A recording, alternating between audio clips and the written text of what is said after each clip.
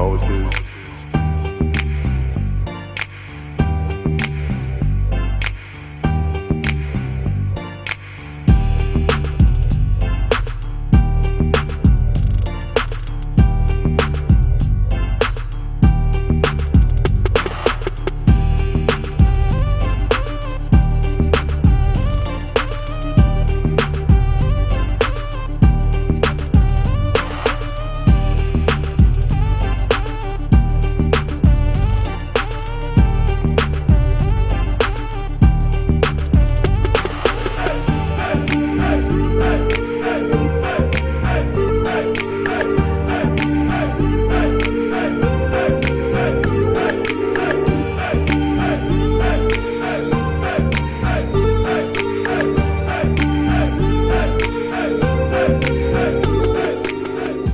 Hello, welcome to season one of We Own the Table, and I'm your host, Tanya Burke.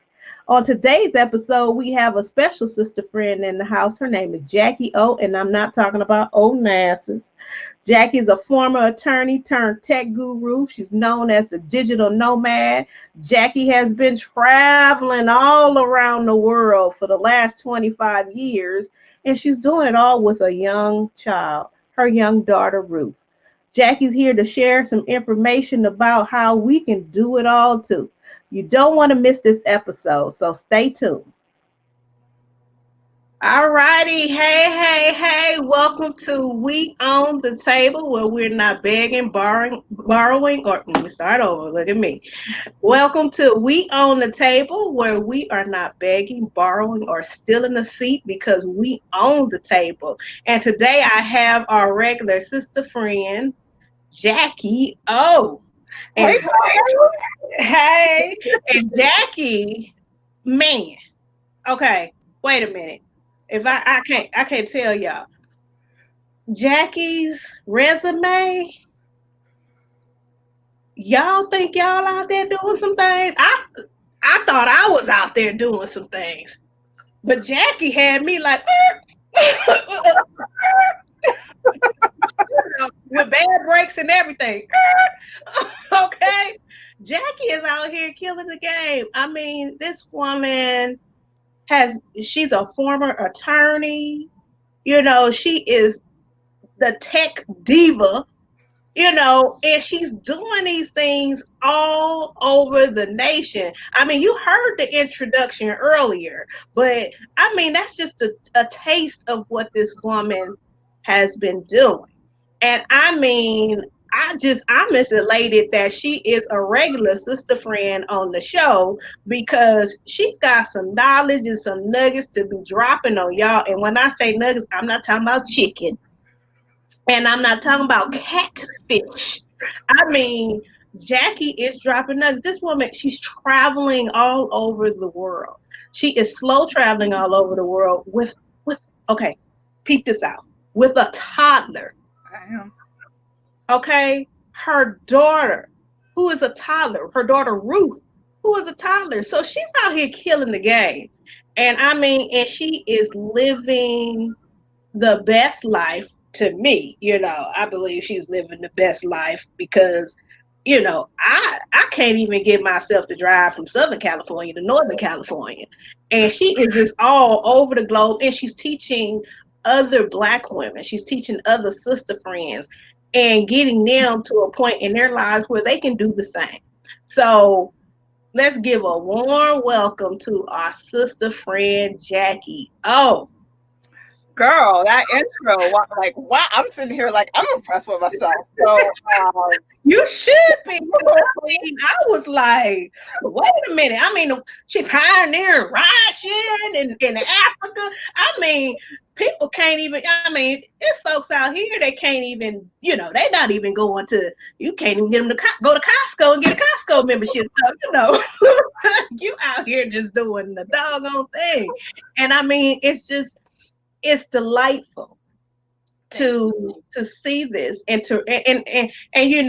we're joking and everything, but the accolades you truly deserve, and it's great to see this, and especially within Black women, because we don't always, in a Black woman, we don't always get to see. That's not the um, the image that we always see in mainstream media. And so I'm so proud to have you on our show. And like I said, you guys, Jackie is a regular sister friend on the show. And so we're happy to have her. And, Jackie, I mean, just tell us, like, I know we learn a little bit about who you are, but who are you, and like, how did you get to this place? I mean, a professor. I mean, like, when I tell y'all, I mean, professor, not the nutty, but professor. Like, she is like, I'm like, what hasn't she done? Now, I thought, people call me the political badass, but I was like, this woman right here is the ultimate check badass of all. So, I mean, I'm here to learn. I'm here No, to I am so, thank you so much. And I feel so blessed and so honored for the life that I've gotten to lead. I also have to acknowledge that I am standing on the shoulders and the backs of a lot of strong, amazing Black women who came before me. Like, none of this would have been possible without their hard work, their perseverance, all of that. So I always want to acknowledge that. I'm a Yoruba girl, so I always give praise and respect to my ancestors because it's their blood that flows through me. It's their blood that they spilled in order for me to be able to have the life that I want to live. And I have also been very intentional about the life I've crafted for myself. I've never been afraid. And it's because I've been surrounded and supported by amazing Black women, particularly my mama and my grandma, who from a young age instilled in me, like, anything is possible for you. Like, don't just dream it, like, continue to dream and continue to evolve. And it's like, people always like, you've done so many things in your life. And I'm like, well, there's no point in my life where when I've had a big epiphany and said, you know what, I want to do something different. I don't want to do that no more. I've always been supported by people in my life and said, well, go on, girl, go do it. You done practicing law? That's okay. Bye. And you know what? I'm glad you said that, Jackie, because that is very important. It's important to have, that support, and especially by other women, having that role model and then having it early on. And I'm pretty sure that, your daughter, she's a toddler, but I'm pretty sure you are already going in the same direction with her.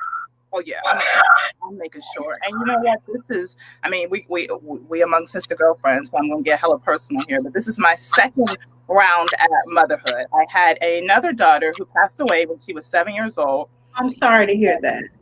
Thank you very much. And you know what? I did the same thing with her. And people, when she was, younger, 2, 3, we were living in Indonesia. We lived in Ethiopia. I took her on safari in Kenya. And people always say, she's so young. She won't remember any things. Like, wait till you're older. And what her death taught me and what grief has taught me is that tomorrow is not promised for any of us. None of us. And I think one of the things that helped me get through my grief was the fact that I have so many beautiful, amazing memories of her and with her and doing things with her. And I know that even though she only was on this earth for 7 very, very short years, they were truly 7 amazing and dynamic years. And she did more in them 7 years than most people do in their whole life, which is beautiful, but it's also sad because I truly believe, no matter what your religious belief is, that we were all put on this earth to thrive. Right? We weren't put on this earth to struggle, be miserable, to suffer anxiety, depression, all these things. We were put on this earth. We are beautiful creatures. Like, we really are. Like, one thing Charlton has taught me is that humanity is beautiful. I mean, there's a dark side of it too, but humans are beautiful people. They're kind, they're funny, they're different, they're unique. Everybody has their own unique talent. If you meet somebody and they open up and start singing, and you're like, why can't I have a voice like that? Like, and you're just like, wow, like, humanity is beautiful. And when we are at our best, like, there is nothing better than us. I mean, you can see how we were, God made us in his own image, right? Because, like, we possess all those gifts and talents, and we are here to bless this earth with them. I mean, you're so right. You're so right.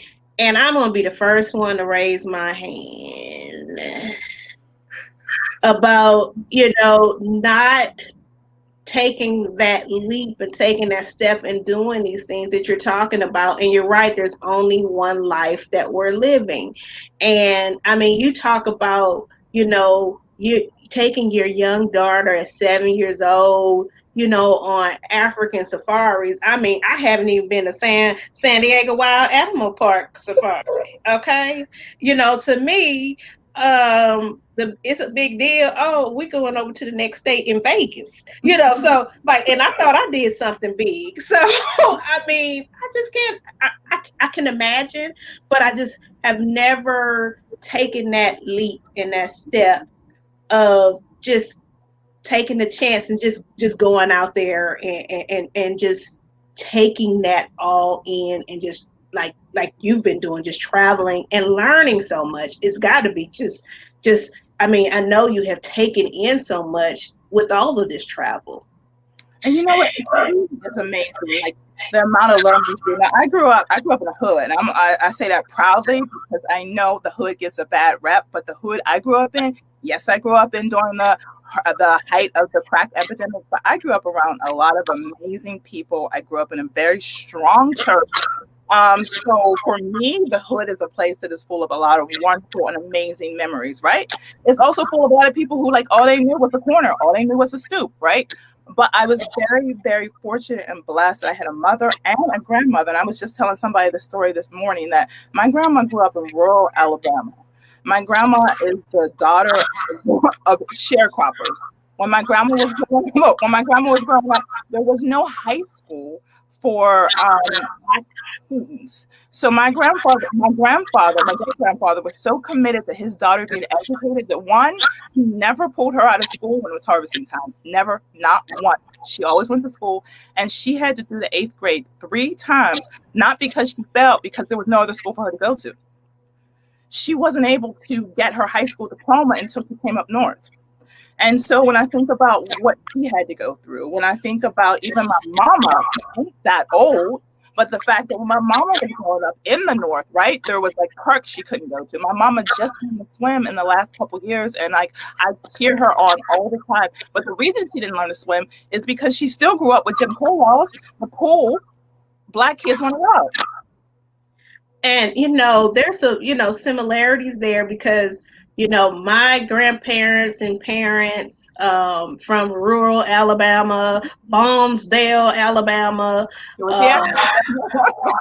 um, and were sharecroppers. My grandparents and parents were sharecroppers. My parents as kids and teenagers were out there, and you're so right. It's like that adversity that they faced was also, I think, that push, because like with you're saying with your mom and your grandmother, it's been the same with my mother and my grandmother, instilling in me that they have told me there isn't anything that should get in the way of anything that you want to do.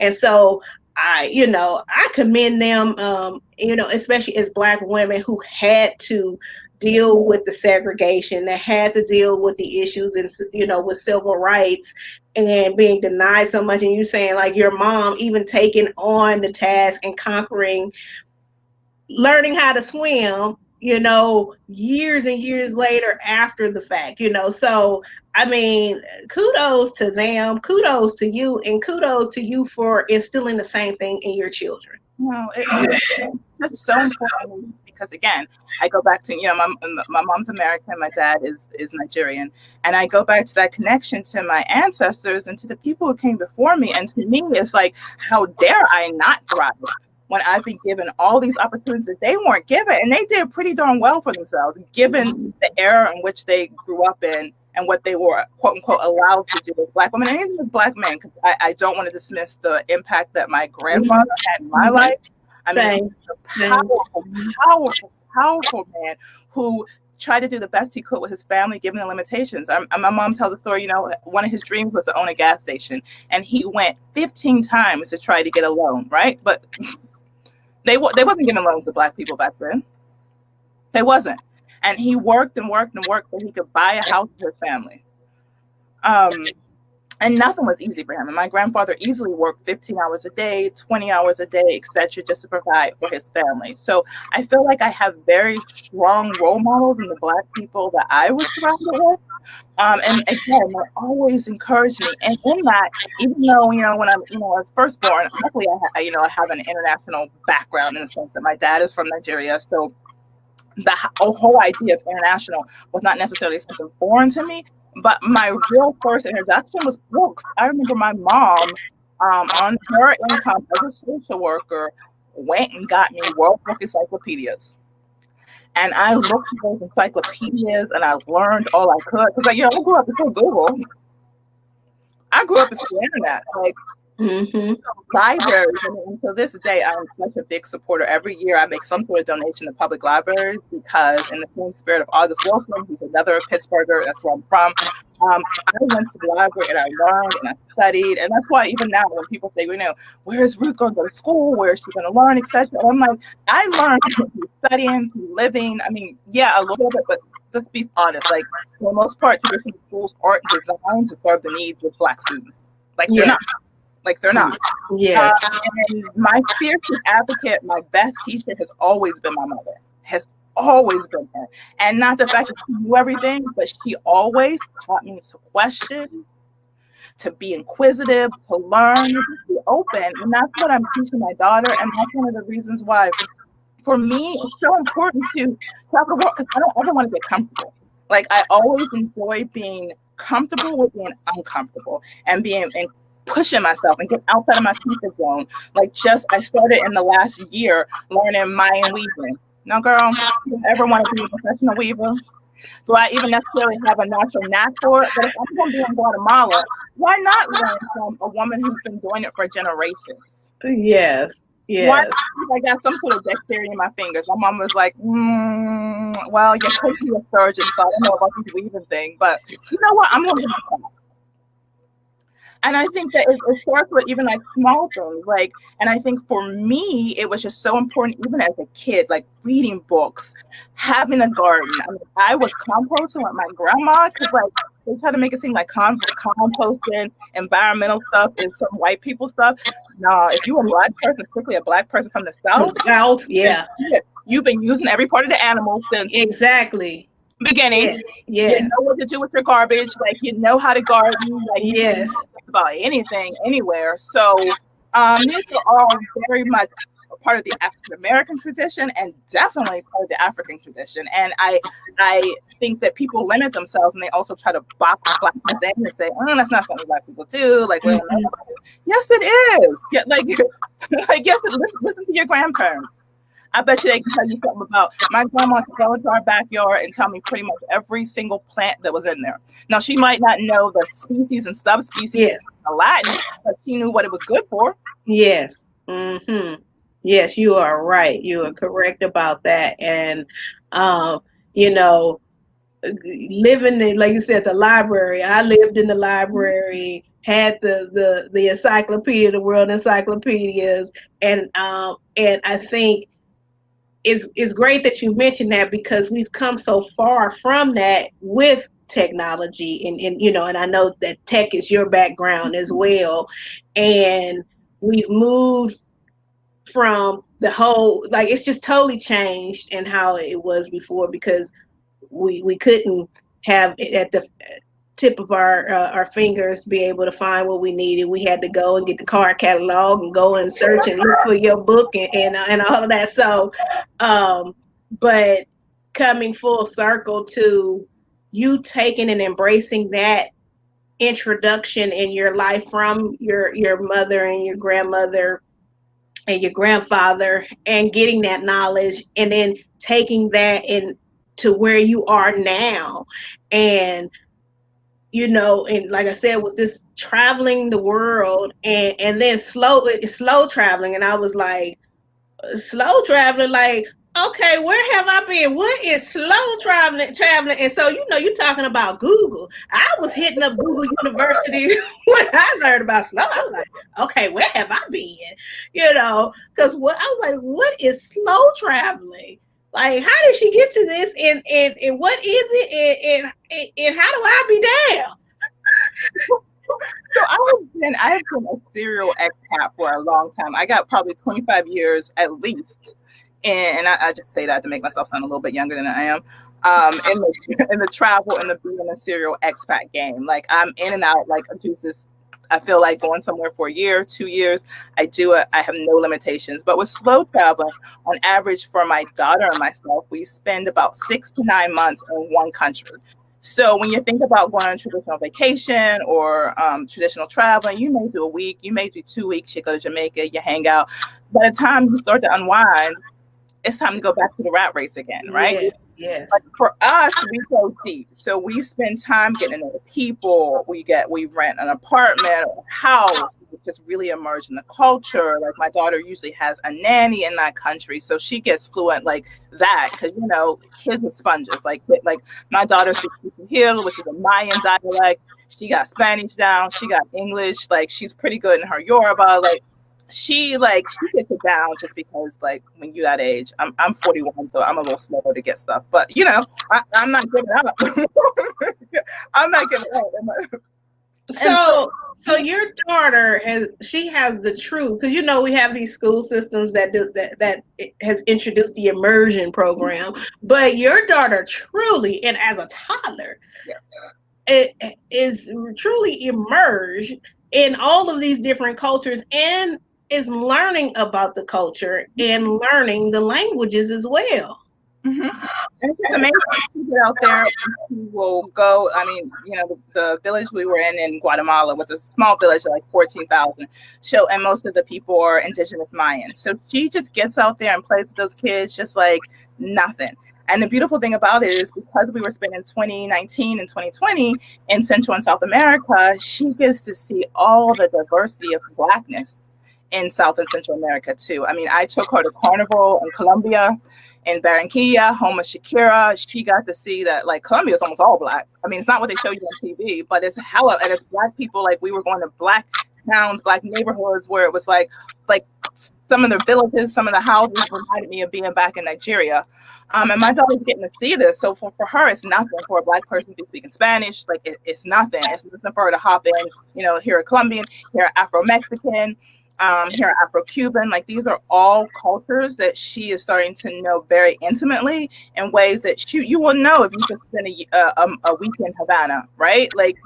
You wouldn't get to see that. You see all the touristy stuff, but she's going to people's birthday parties. She's going to weddings, graduations, funerals, quinceañeras, all that stuff. She's getting baptisms. And see, here I was thinking I was doing the doggone thing. Because, my husband and I, we got married in Jamaica. Mm-hmm. And, we did the destination wedding and we spent, a little over a week. And so we were looking at folks like what you talking? We got some international going on here. We went to Jamaica and got married. What can you say? And here you are and just bust my little bubble. Look, you still done 90% of more than most Americans have, 95%. So, girl, don't say yourself. Going to Jamaica is a beautiful thing. Look, I mean, I'm sitting over here, mouth all open, and I'm like, Time, close your mouth before you start drooling, because that's not a good look. But I was like, oh my goodness, I can't believe all this is going on, and I'm like, and it just brings so much in perspective because.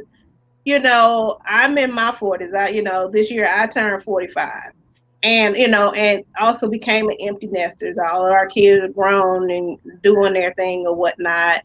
And we tend to have these conversations of, oh, I'm going to go do this when I retire or when I, do this or when the kids leave and all of that great, stuff. But I mean, I really feel like I am truly behind the game. This is something I could have been doing, right out the gate of, high school or whatnot. And I'm like, I got a lot of catching up to do.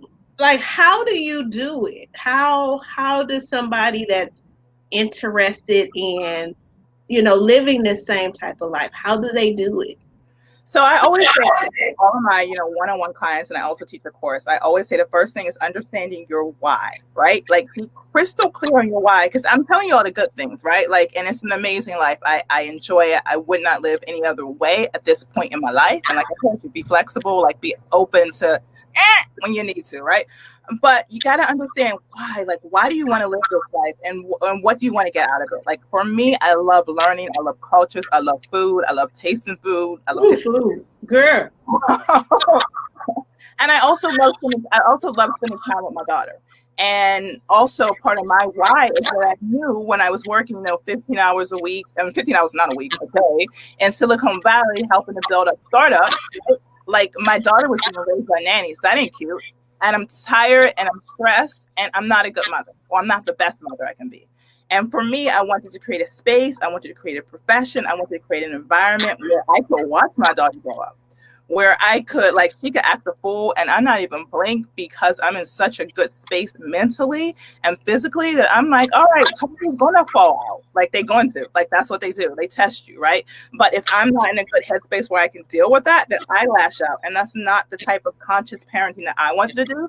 I want you to be in a place, even now, even too. Like, she understands a calm voice. It's very rare that I raise my voice at my daughter. But why I'm happy, I'm complete in my life.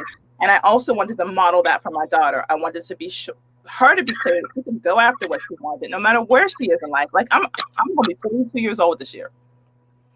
And I own every bit of it because I don't want her to think that there's any point, any decade in your life where you can't begin anew, where you can't start anew, where you can't completely switch what you want to do. I've had multiple careers over the course of my life. All of them have been successful. All of them I could have done for the rest of my life, yet I chose not to. So the first thing I say is be crystal clear on your why.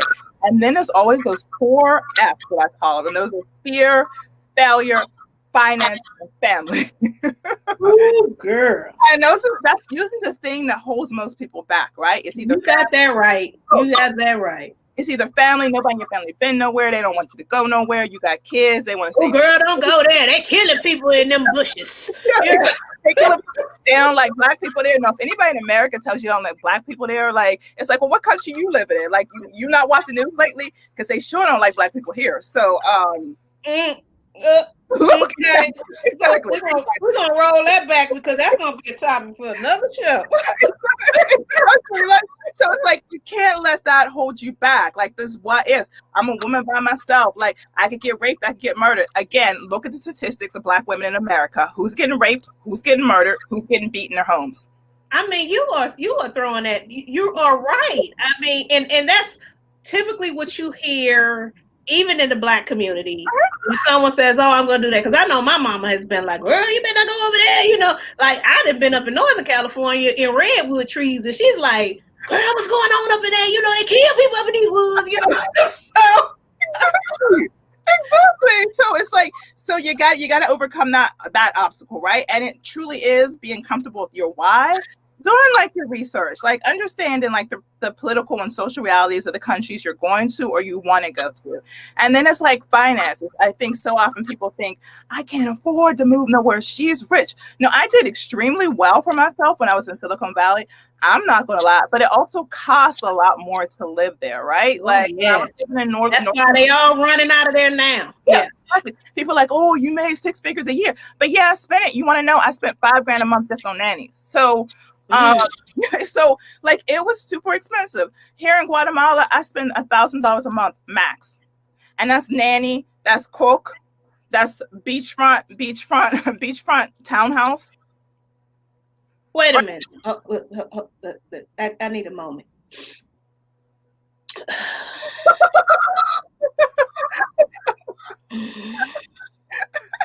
Okay. Okay. This is like we fishing. I'm gonna need you to roll back a little bit, like reel that back in. Now, wait a minute. Say that part right there. Say that right there again. I live on $1,000 a month and I am balling. Again, I'm 41 years old. I ain't being uncomfortable. Like I ain't doing rat infested, uncomfortable bed. Like I live very well on $1,000 a month. And again, when I say very well, I mean I got a nanny. I got somebody who cooks my food. I live and watch the sunrise every morning. I go out every morning and paddleboard with my daughter because we live right next to the lake. I got no complaints whatsoever. $1,000 a month. $1,000 a month. And for most people, I am living a very extravagant money-wise life. And we have people who are renting, rat and roach infested garages. Yep. Not even a full apartment, converted garages for $1,000 a month. Yep. and I'm getting fruit, I'm getting fresh fruits and vegetables from the market every day. I go to the beach in the morning if I feel I'm a pescatarian, so all I eat is fish and seafood. I go to the beach every day and I wave down a fisherman and he brings his fresh fish that he just caught that morning. Fish still flopping, flopping away. In fact, that's how my daughter thinks they get cooked. And let me pick out what I want for the day. And for me, that's how I'm living. Like that is very comfortable for me. Like, right. And but this is I was very intentional about the type of life that I want to live for myself and for my daughter. And every country we go to, I try to recreate that in some sort of way, right? Be it a big city, be it a small city. Like this is what I want for myself. I love being near water. So I'm very intentional about the cities we go to or near water, and I'm living near water. Oh my goodness, my husband's gonna see this episode because he loves water. He's like a fish. Yep. Okay, I call him Nemo, because he loves the water, and I can just see him like seeing this saying, "Pack up our stuff and let's go." No, it's been for me. It's been and pretty much every country, especially when you're in Central and South America, pretty much every country there, for $2,000 or less a month, you can live very, very well. Have a upper middle class slash luxury lifestyle, like no problem whatsoever. And again, because I only coach and Black women, I always say. Pretty much every Black woman out there can figure out some kind of way to make $2,000 a month. You got that right. We're too innovative Yes, for us not to be able to do that. exactly. We, Exactly. and I mean, you think about it. We do it for the companies and all these things that we work for, these agencies that we work for. So we definitely can do it for ourselves. And so it just all comes to like mindset. And most people is saying I can't, which a lot of people say, oh, I can't afford to do that. It's like I can, and this is how the reasons I am.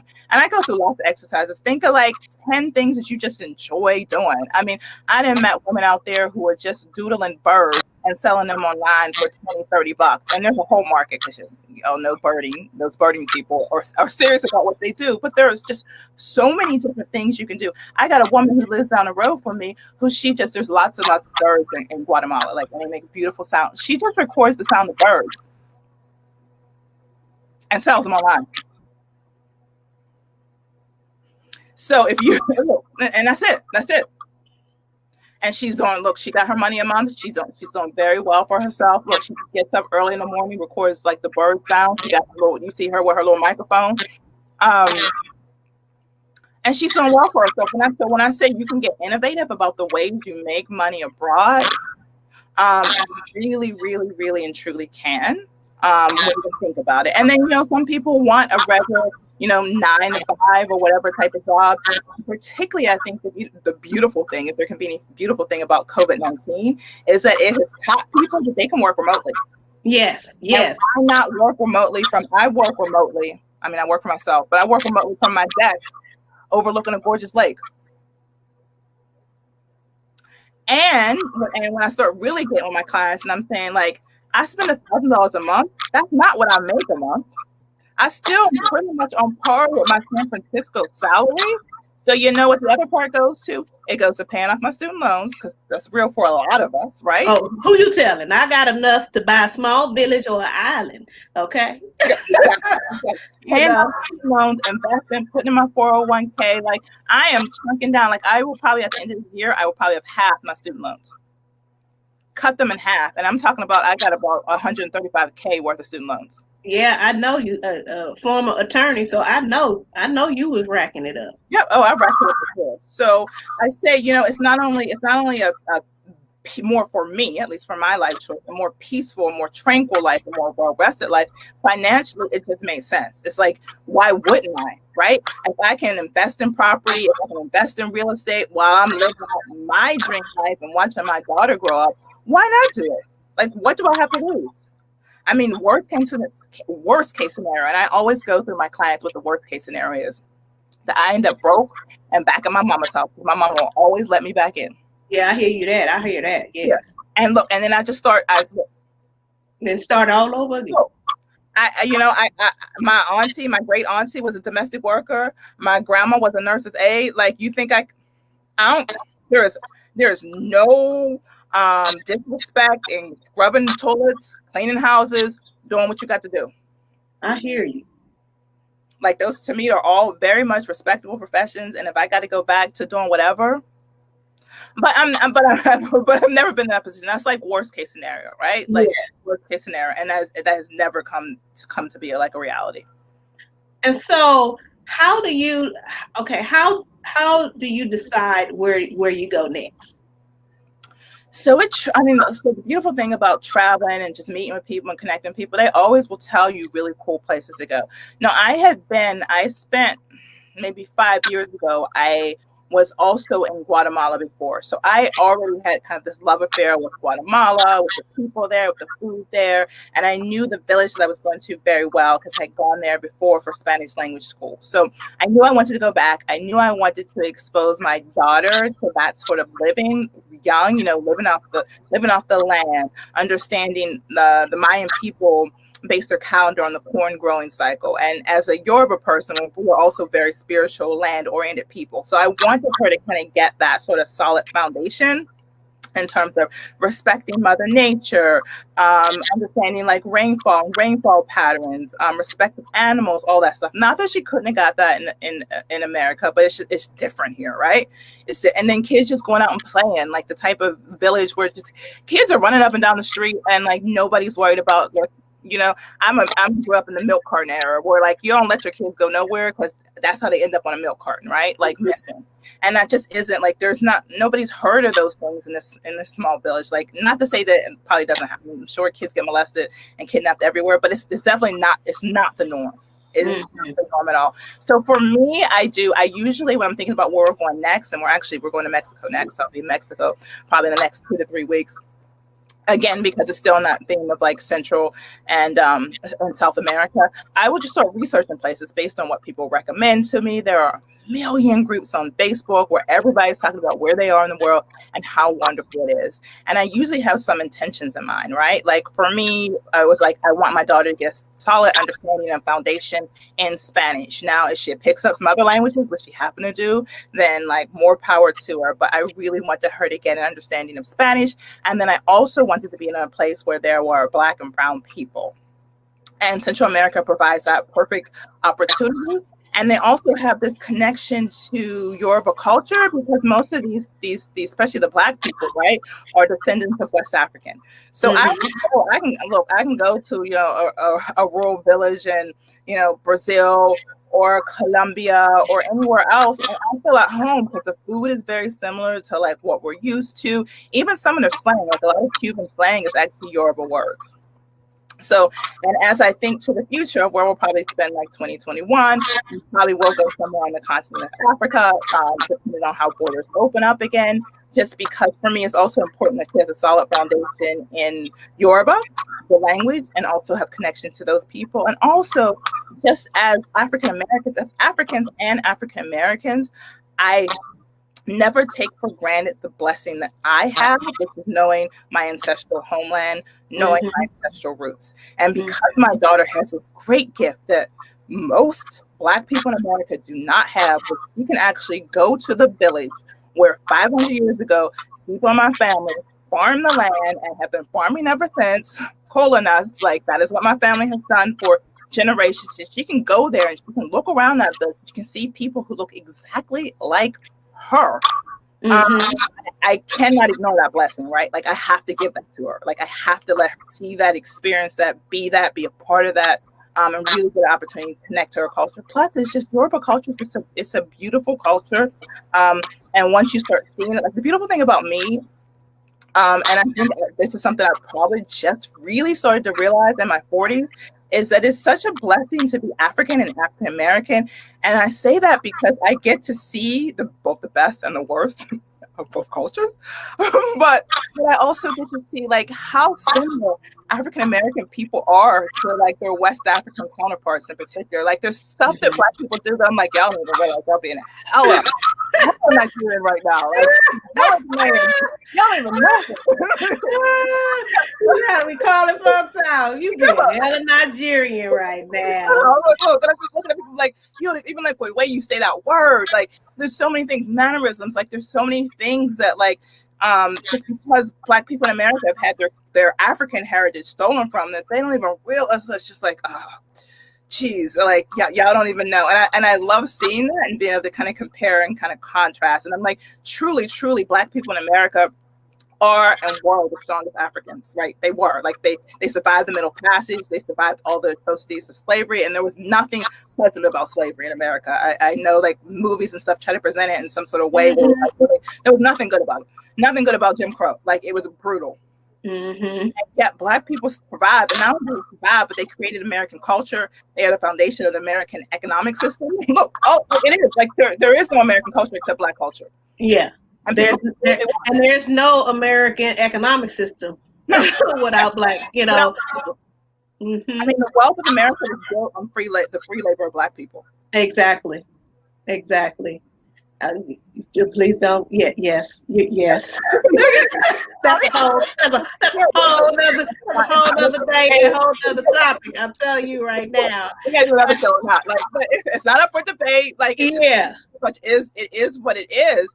And despite it all, right? Like Black people are still doing the most. And despite it all, Black people are still fighting. And when I see that fighting, that like they Black Lives Matter, all those things, I look at it and I'm like, man, like do Black people realize like how badass they are? Like they hmm really like appreciate like everything we've gone through, we haven't given up and we still demanding rights. And then I look and I see other minority groups, other ethnic groups, like piggybacking off of our hard work and struggle. And, you know, I'm not going to knock them for it, but I'm like, Black people, you led this. And then you go around the world and you see how other groups have looked at our struggle for inspiration. You go to Ireland and you learn about the Irish history and how they were following like MLK initially in terms of like nonviolence and like all those things. You go to like West Africa and you realize all the West African leaders, most of them went to HBCUs, right? And we're looking at some of the great thinkers here. You go to Paris and you see the influence of all the folks from the Harlem Renaissance who went to Paris and exposed them to jazz and just see how much they love that and see how it's influenced Afro-Parisian culture. And you're just like, man, like Black Americans are like our culture dominates the world. And it just again goes back to like the strength of this group of people. I don't even think Black people in America realize both how strong, how powerful, and the global influence that they have had, like in terms of like music, in terms of just pretty much everything. I don't even people in other worlds, I don't even know if they appreciate that what they are doing is something that came to them from Black Americans, but it is. And I think the more you travel and the more you get exposed, the more you realize that. But then again, I realize like even sometimes I'm seeing, you know, kids on the block in America dancing, and I'm like, that's straight from Africa. But it's in your bones, it's in your DNA, it's in your blood. Like they try to take it away from you, but they haven't. And you know what? That's a great point that you bring up. I mean, all of that what you just said. It's just great because we're especially at this time right now, Mm-hmm. and what we are seeing and things that are transpiring here in the United States in this country. I think it's so important for these lessons to be had with African Americans, you know, in the United States about who they are, where they came from, the strength that we have, and not lose ourselves, you know, getting lost in the sauce Mm-hmm. like we have seen all this time. Like this, I believe that right now we should be having a reckoning where Black people really, it looked like, you know, people always saying go back to Africa. You know, we really should be getting that and using that for strength and power to know and be empowered to know I run this, you know, and it's like, like you may try to do this, you know, in this country, but no, we're not going to have this any longer because we have the strength, we have the power, and I think that's, you know, you bring up a great point, and you know, all the things you were saying is just.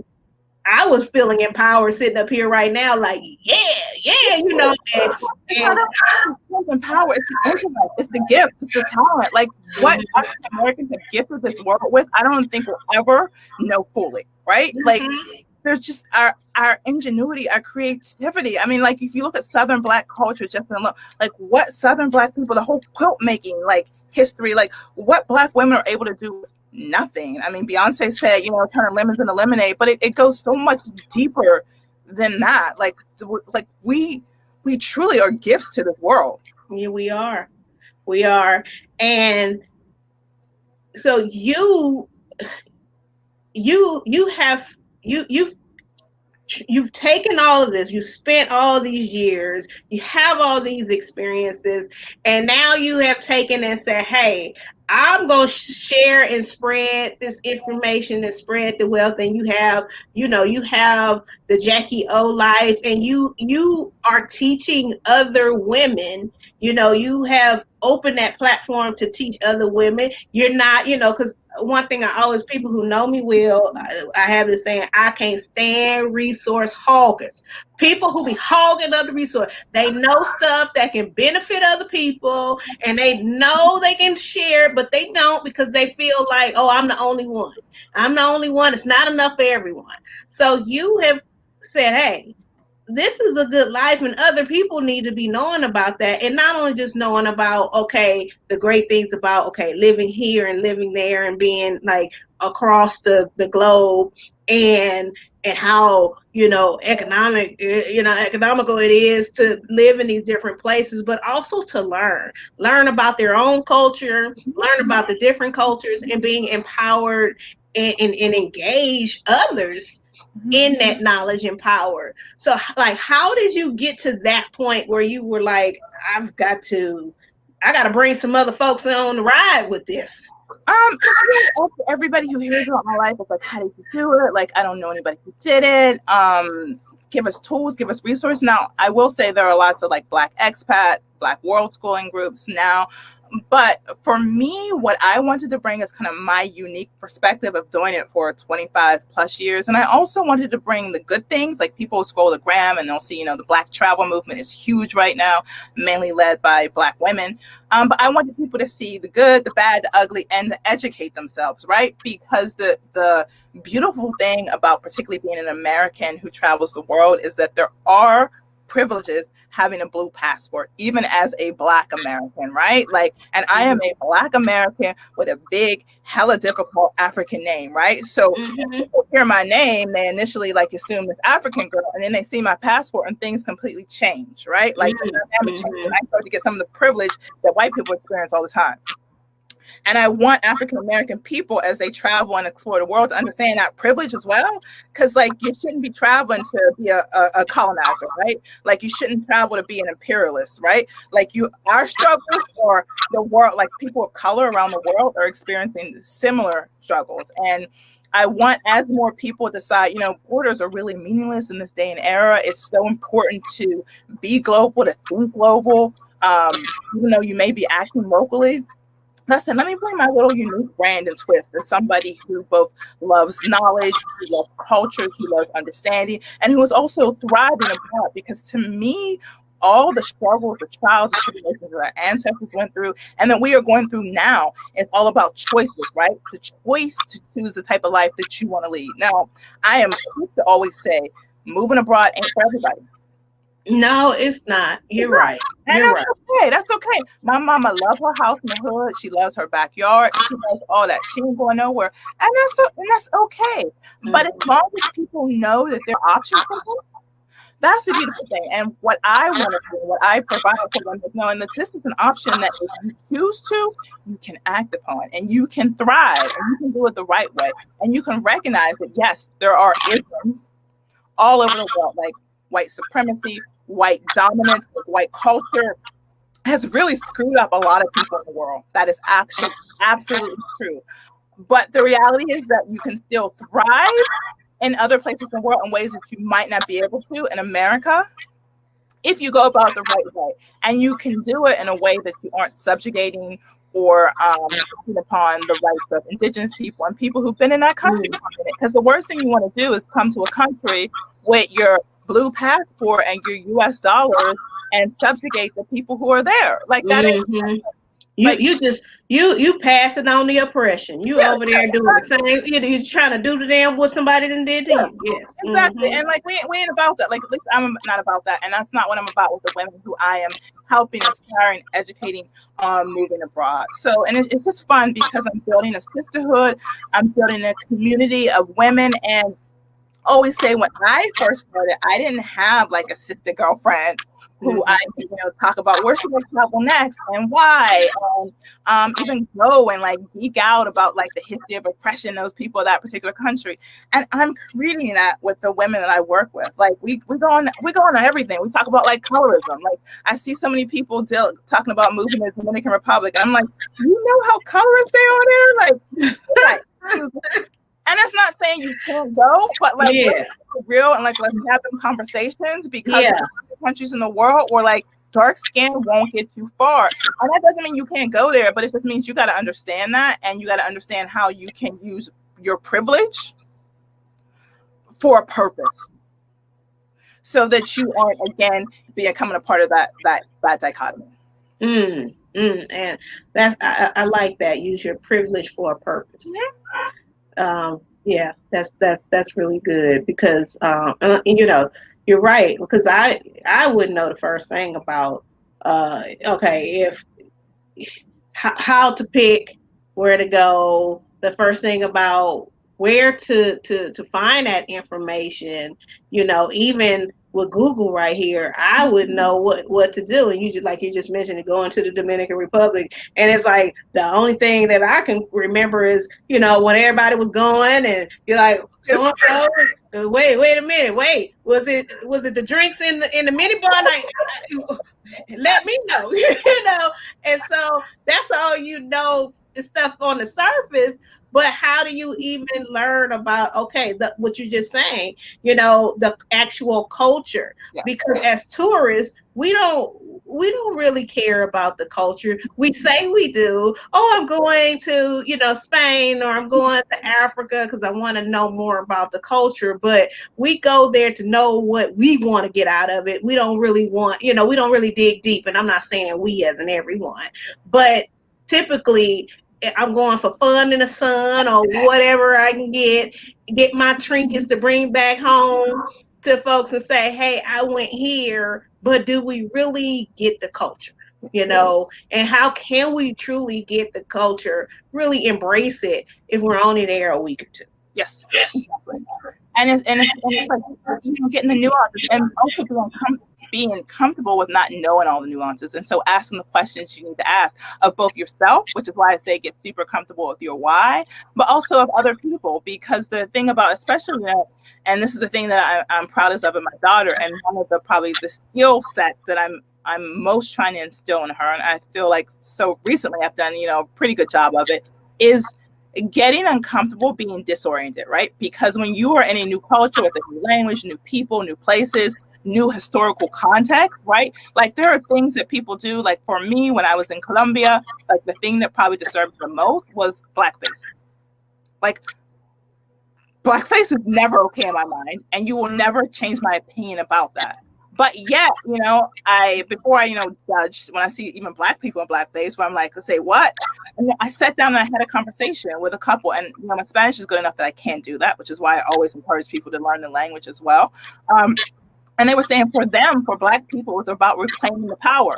And initially, I thought about the N-word, which is also a word that I don't use, but a lot of black people in America do use it. And they give the argument of, we're reclaiming the power. Like the word was such one that is so filled with negativity and venom that we are reclaiming it back for ourselves.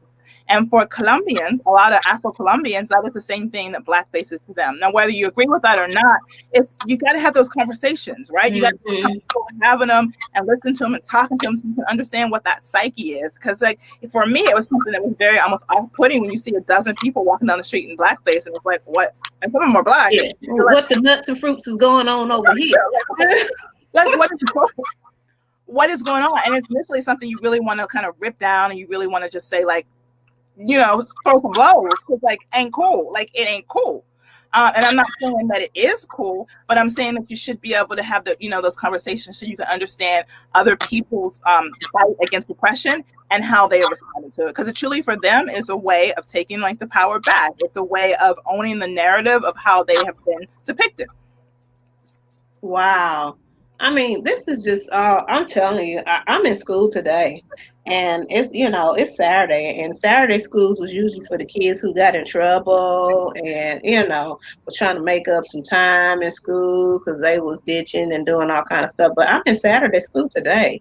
I am in school. I am in school today. I tell you, I'm in school. And it's just, I mean, I'm glad we had this conversation because I'm enlightened because I didn't know any of this. I have been truly, I'm gonna use the word ignorant. I've been ignorant to all of this because I didn't know it, and I'm saying ignorant because I didn't even take the time out to learn about it. And I'm just glad that you are doing with what you're doing and reaching out, and especially to Black women, and making them aware of this, and then also giving them the tools and the resources to be able to do it. And so, for all of our sister friends who are out there feeling the same way I'm feeling right now, how do they connect with you? Like, how do they get into your program or coaching? Or, like, how do they connect with you? Well, of course, you say is come check out my website. It is www.thejackiolife.com. Same as my Instagram handle, which is at the Jackie JACKIE life.com. At the Jackie O Life. I'm sorry. What am I? See, I'm getting all twisted here. At the JackieOLife.com. And just come check me out. Reach out to me. There's a contact me form on there. I love getting questions. People always slide into my DMs and ask me questions, or just post on my Instagram page. And I'm always just so happy to connect. I love working with Black women. I feel like it is definitely has become my passion. I mean, I just love connecting with my sister girlfriends, and I love empowering Black women because we need that. We need more of that. And I know that there's always some white woman who always reaches out to me, and I'm not the coach. And I say that because there are resources that white women have that Black women traditionally just do not have. And that's so true. Yeah, and that is what I'm trying to create with Black women. Most Black women I work with, they don't have anybody in their family who maybe even has left the country, right? Yeah. They're the first joiner. Yeah, and sometimes they have people that haven't even left their neighborhood. So, exactly. yeah. Exactly. So it truly is. They are truly doing something that's completely outside of their cultural norm at all. And that's okay. Like, we talk about it, we work through it. And the key to me is I'm not just telling you, all right, we're gonna find a place, you're gonna move, like, etc. I'm giving you the tools to survive, to thrive. Because to me, I always, and this is my tagline, I say, like, you are magical as a Black woman, and your life should be too. Oh, not, you ain't living right. You ain't living right. Wait a minute, say that again. Because I think some people need to hear that double time. They might need to hear it in slow motion. Like, say that again. And I said, you are magical and your life should be too. I mean, that one right there hit me like a B12 shot. That one hit, that did a little, yeah. And it's true, and I'm truly, like, genuine. And like I said, for all Black women, that doesn't mean moving abroad, but it means even small changes in your life to make sure that you are thriving, that you're taking care of yourself, that you are just being attentive to your needs and your wants and your passions. Like, if there's something that you are interested in pursuing, it doesn't have to be traveling, it doesn't have to be living abroad. And I talk about that a lot on my blog. It doesn't have to necessarily be moving abroad, but just do something for you. Do something that brings you joy, that sets your soul on fire. I just recently ran a 5-day free journaling challenge with a group of women. And one of the questions was, what sets your soul on fire?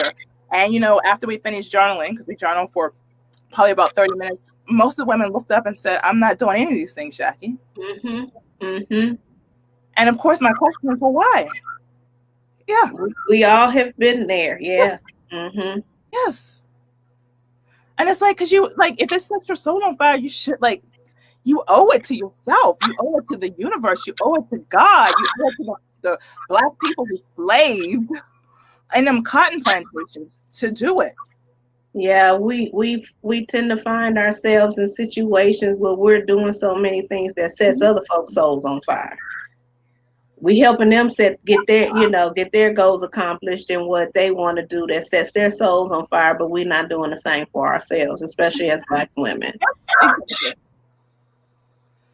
So I So, tell if nobody gets anything else from today, just know, just do one thing in your life, one thing a week that just sets your soul on fire. Like I said, you don't necessarily have to move abroad. You don't got to do all that unless you want to. Like if it's something you want to, make a plan and get it done. But just do small thing, whatever it may be. Writing poetry, journaling, whatever it is, do it. well, I tell you one thing, Jackie. I'm telling my sister friends out here, look, if you ain't got your passport, going out there and get it. Oh yeah. And then we got to get some stamps on that bad boy. And I ain't talking about the blue chip stamps, and all them other stamps. we got to get some. We got to go some places. And I mean, for myself, I'm like, okay, even if I'm not, living long term in these different places, just knowing that I have that option, knowing that I have, the option to where if I say, hey, you know, I want to be on sabbatical and I want to go somewhere for 4 or 5, 6 months, I can, Yep. and then if I want to come right on back to this life over here, I can. It's always And, good. and I think that's just, like I said, y'all, Jackie O. And I ain't talking about Onassis. Okay, we talk about Jackie O, thebomb.com Jackie O. She done came on. I'm telling you, I told you at the beginning she was going to be dropping nuggets, and she came and she dropped these nuggets. And no, we're not talking about you don't need tartar sauce or dipping sauce. She dropped these nuggets on us today, and I'm telling you, you guys reach out to Jackie. Jackie, give them your information again, please. Okay, it's www.thejackiolife.com. Okay. She gave it to you. It's clear. She's done it twice. So don't y'all be DMing me 2, 3 o'clock in the morning talking about give me Jackie. I need Jackie O contact. I need Jackie O information. Don't you do it. Don't you do it. Okay. But Jackie, I so appreciate you. Ooh, I mean, I am fed. Like I'm full. Like up to here, and it really put some things in perspective for me. And looking at what you know, my husband and I, what we can do, as a couple, and moving forward and looking at, hey, this is doable. You Mm-hmm. know, waking up and looking out in another country, looking at the water as you get up, and you saying have somebody cooking for you and all this, I ain't got to do the cook, I'm on board. I'm on board. And but I so appreciate you. I appreciate the work that you're doing. I appreciate that you are spreading the wealth, and you are adding to the value of Black women, and across the globe. I'm not even going to say in this country, but across the globe, you are reaching people who really need you. And I believe that at this present time, your purpose couldn't be any more needed right now in this particular time. So I commend you, and I thank you for coming on today and sharing the information, and again, being a regular sister friend on We Own the Table. Yes, we do. Thank you for this opportunity. Thank you for this platform that you've created because it is definitely needed. So bless you, bless all the sisters out there watching, and just know that anything is possible. You are only limited by your mind. Ooh, okay, you hear that? You only limited by your mind. So some of y'all need to get your minds right. All right. So thank you all again. Thank you for joining us for another episode of We Own the Table, and we will check you next time.